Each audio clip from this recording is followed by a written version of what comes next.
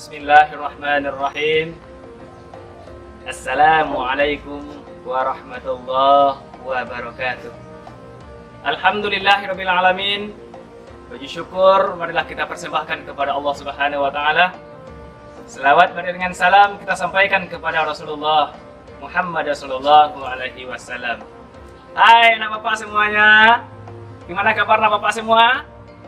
Bapak doakan semoga anak Bapak berada dalam keadaan sehat semua dalam lindungan Allah Subhanahu wa taala. Amin ya rabbal alamin.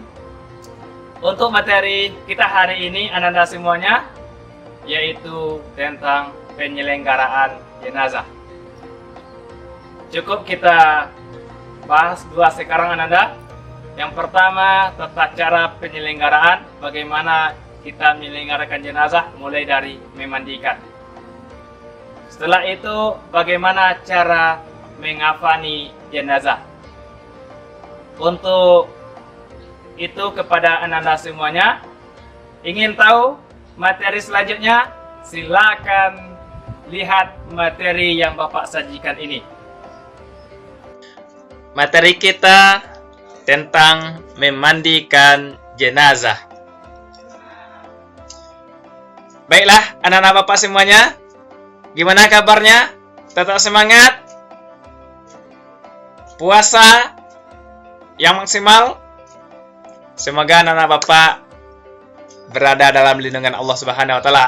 Amin ya rabbal alamin.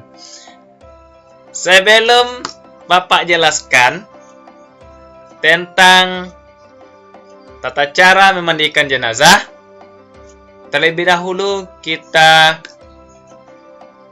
menyiapkan air yang secukupnya dalam baskom atau tempat air yang agak besar karena kita butuh air yang cukup banyak. Kemudian jenazah itu ditutup dengan kain, auratnya ditutup. Kemudian sabun untuk membantu memandikan jenazah. Setelah itu kepada anak-anak Bapak semuanya, langkah yang pertama yaitu tentang niat memandikan. Niat memandikan sebagaimana yang tertulis di slide ini. Bismillahirrahmanirrahim. Nawaitul ghusla adaan an hazal maiti lillahi ta'ala. Selesai kita membaca niat, anak-anak Bapak kita harus memposisikan jenazah di tempat yang lebih tinggi. Sebagaimana yang terlihat dalam gambar ini, jenazah diletakkan di atas meja yang cukup tinggi. Apa tujuannya? Supaya air, pecikan-pecikan air yang jatuh itu tidak balik lagi mengenai jenazah. Nah, itu tujuannya, supaya jenazah itu tetap dalam keadaan bersih. Itu tujuan jenazah itu ditempatkan di tempat yang lebih tinggi. Langkah yang ketiga, jenazah dimandikan di tempat yang tertutup. Mandikan di tempat tertutup, apa tujuannya? Tahu anak Bapak? Siapa yang tahu? Baik, oke Bapak jelaskan. Tujuan dimandikan di tempat tertutup supaya kalau ada aib, kejelekan-kejelekan yang ada pada diri jenazah tidak nampak oleh orang lain, tidak kelihatan oleh orang lain, sehingga menjadi aib kalau kelihatan oleh orang lain. Kalau kebaikannya tidak apa-apa dijelaskan, disebut sama orang lain, tapi kalau aibnya jangan disebutkan. itu tidak dibenarkan dalam agama kita. Yang keempat, mandikan jenazah dengan air yang suci. Kenapa air yang suci? Ya jelas, jangankan jenazah, kita yang masih hidup memandikan diri kita harus dengan air yang suci, air yang bersih. Apalagi jenazah itu akan berhadapan dengan Allah, maka air itu suci. Air apa itu? Contohnya air sungai, air sumur, air ledeng. Itu contoh-contoh air yang bisa dipergunakan untuk memandikan jenazah.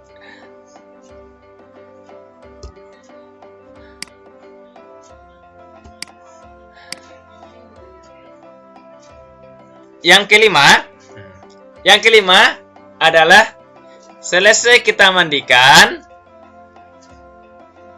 jangan lupa menekan perut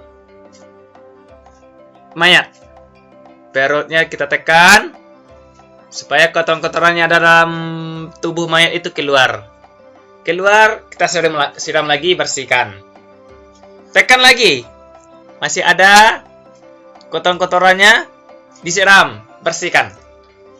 Sampai habis kotoran yang ada dalam perut jenazah itu.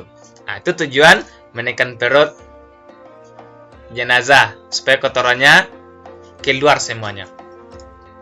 Yang keenam, jangan lupa mewudukkan jenazah. Kenapa? Karena jenazah akan berhadapan dengan Allah. Ya berwudu. Kita saja yang masih hidup mau berhadapan dengan Allah, mau melaksanakan sholat, kita berwudu. Maka jenazah seperti itu juga. Dia akan berhadapan dengan Allah, mau disolatkan, kita wudukkan jenazah itu. Itu tujuannya. Yang terakhir, sebelum jenazah dikafani, keringkan seluruh tubuh jenazah dari kepala sampai ke ujung kaki. Keringkan semuanya dengan handuk sampai tidak ada lagi air pada tubuh mayat. Apa tujuannya? Supaya nanti dikafani, kain kafan itu tidak basah oleh air yang menempel pada tubuh mayat.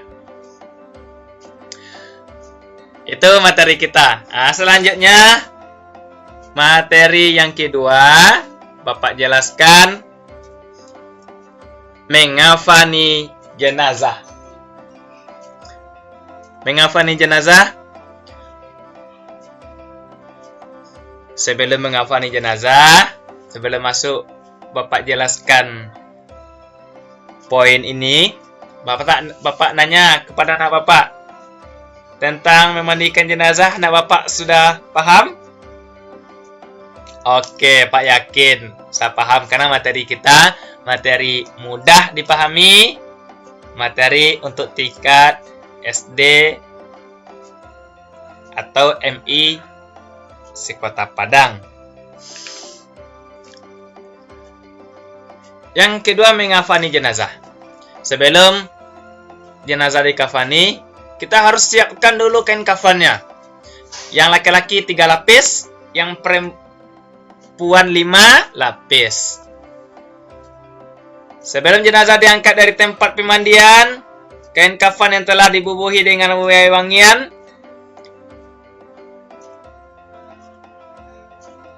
ditempatkan seperti gambar yang telah Bapak buat di hadapan anak-anak Bapak.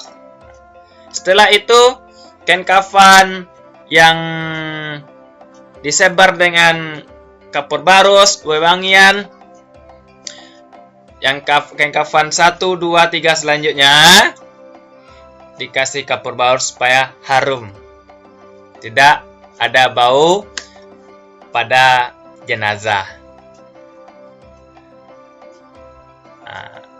Yang selanjutnya, ujung masing-masing kain kafan yang berada pada sisi kepala dan kaki pada jenazah disatukan. Setelah itu diikat dengan tali. Ini maaf, Bapak ini sebenarnya poin ketiga, tapi lupa Bapak untuk mengganti poin 4 ini jadi poin 3. Selesai kita satukan, kemudian kita ikat jenazah itu setelah dengan tali yang telah disediakan. Nah, ini materi yang Bapak sampaikan hari ini. Semoga bermanfaat untuk anak Bapak semua. Terima kasih. Demikianlah materi pesan Ramadan kita pada hari ini. Semoga anak-anak Bapak semuanya bisa memahami dan memaklumi materi kita hari ini. Untuk menguji kemampuan dan pemahaman anak Bapak semuanya, Bapak akan membuat soal di bawah ini. Kerjakan secara maksimal sesuai dengan materi yang Bapak sampaikan. Terima kasih. Kita tutup materi kita dengan membacakan Alhamdulillahirrahmanirrahim. Assalamualaikum warahmatullahi wabarakatuh.